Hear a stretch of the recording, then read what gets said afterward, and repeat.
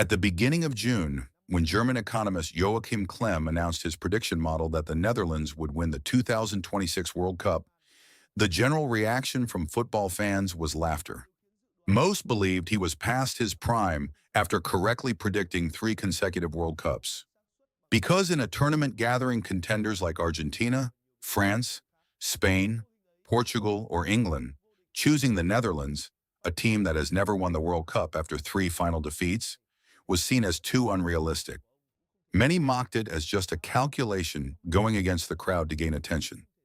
However, as the tournament progressed, the laughter gradually turned into curiosity and then apprehension. The Netherlands was not only unbeaten, but also topped Group F with 7 points, scoring 10 goals, one of the strongest attacks in the group stage. They drew with Japan in a high-speed match, then destroyed Sweden 5-1 before closing the group stage with a 3-1 victory over Tunisia. A young, energetic squad under Ronald Koeman is showing a very different image compared to recent World Cups. What made Klemm's prediction more noteworthy is that he is not a fortune teller. He is an economist who builds probability models by combining football data, economics, demographics, and many other statistical variables. That model had accurately predicted Germany winning in 2014, France in 2018, and Argentina in 2022. This track record means any forecast of his cannot be taken lightly. Football always has room for luck, mistakes, and moments that cannot be measured by mathematics. But after 3 consecutive World Cups correctly predicting the champion, the fact that the Netherlands is playing better and better is making many people wonder if this time the World Cup math god is about to be right once again. After 3 group stage matches of the 2026 World Cup, the Netherlands showed a quite comprehensive image. They finished Group F in first place with 7 points, scoring 10 goals and conceding 4 times. It is worth noting that all 3 of the Netherlands' matches showed a different facet. The first match was a test of control against the phenomenon Japan. The second match was a display of lethal power. And the third match was how they finished off a weaker opponent with pragmatism. In the opening match against Japan, the Netherlands took the lead twice but were still held to a 2-2 draw. After a tight first half, Virgil van Dijk opened the scoring in the 51st minute from an early cross by Ryan Gravenberch. Japan equalized just 6 minutes later when Kato Nakamura finished from the edge of the box. The ball hit Donyell Malen, changed direction, and left Bart Verbruggen helpless. In the 64th minute, Gravenberch continued to make his mark with a pass for Crescencio Somerville to curl a left-footed shot, raising the score to 2-1. The turning point came late in the match when Ronald Koeman withdrew Gravenberch and brought Nathan Ake onto the field to switch to a 5-defender system. The Netherlands lost the midfield, were pressed deep by Japan, and in the 89th minute, Daichi Kamada scored the 2-2 equalizer after a corner kick situation. This match showed that the Netherlands has quality, but if they lose control in the middle of the field, they can still be vulnerable.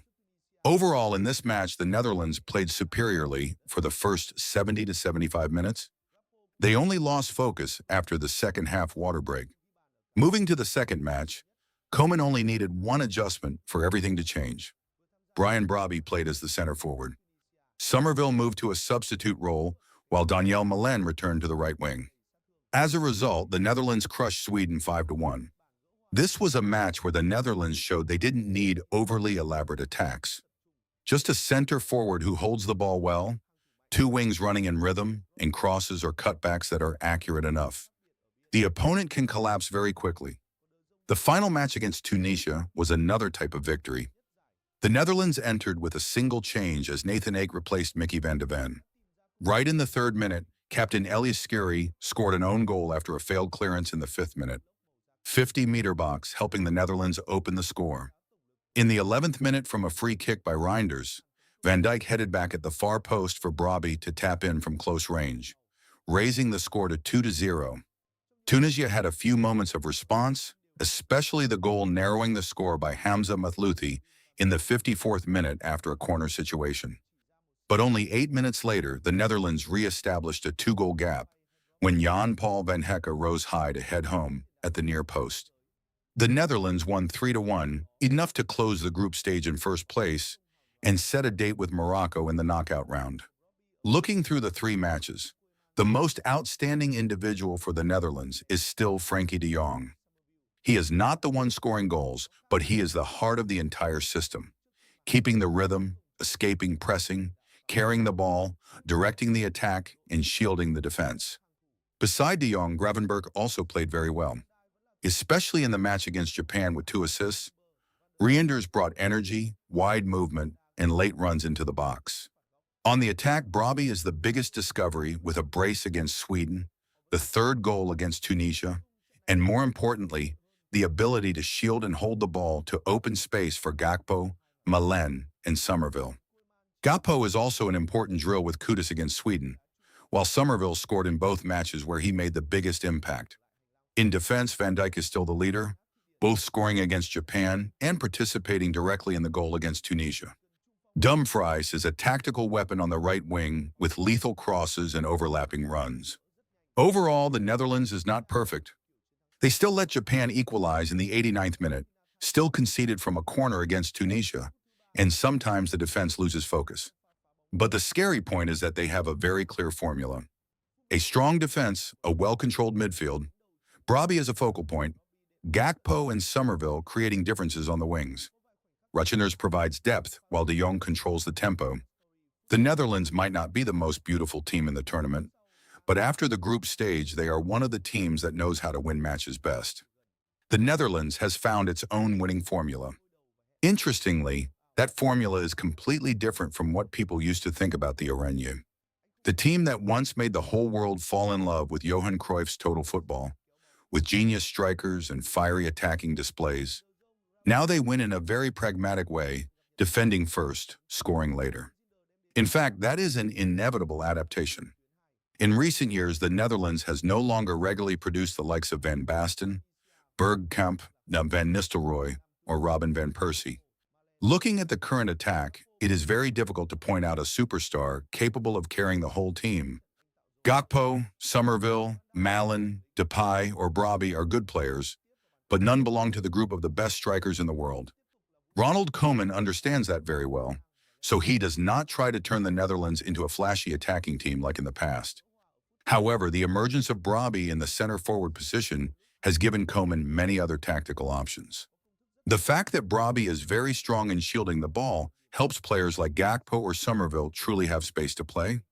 It is quite different from previous World Cups or Euros, when the Netherlands had to struggle playing a formation without any true center forward. In addition, he builds the whole team from the solid foundation of the defense. Exactly according to the strength of this team in terms of personnel. Van Dijk is still the leader.